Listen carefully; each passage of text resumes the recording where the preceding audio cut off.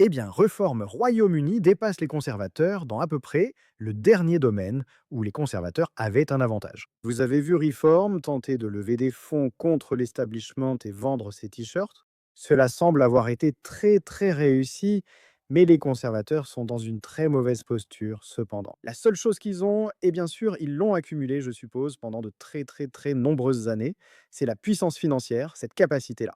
Pas en termes de leurs adhérents, parce que bien sûr on a vu le nombre d'adhérents de la réforme exploser, mais en ce qui concerne les grands donateurs individuels. Vous avez vu les conservateurs très bien s'en sortir. Cependant, cet avantage final pour les conservateurs a finalement disparu. Parce que, comme vous venez de le voir, Today a annoncé un don record à Reform. 9 millions de livres sterling de Christopher Harborne. Je veux dire, c'est un don record important, très important, clairement.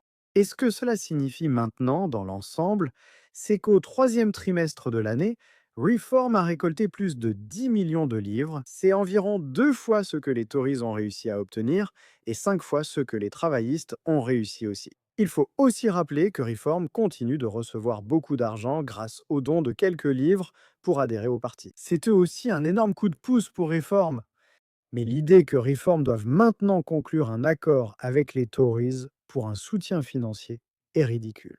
Et comme je l'ai dit, vous pouvez voir maintenant que c'est bien plus important aujourd'hui. La réforme et le soutien financier du troisième trimestre dépassent largement ce que les Tories ou les travaillistes ont obtenu. Je prédis qu'après les élections de mai prochain, les Tories seront complètement anéantis. Au Pays de Galles et lors des élections du Parlement écossais, et partout ailleurs où les élections seront effectivement autorisées à se tenir, vous verrez alors, je pense, beaucoup de donateurs Tories, les derniers donateurs conservateurs, réaliser et faire preuve de pragmatisme en voyant cela clairement. Le principal adversaire du Parti travailliste maintenant, c'est Reform Royaume-Uni, mais s'il vous plaît, faites-moi part de vos réflexions à ce sujet dans les commentaires ci-dessous. Merci de liker la vidéo, ça me ferait plaisir. Et merci de regarder.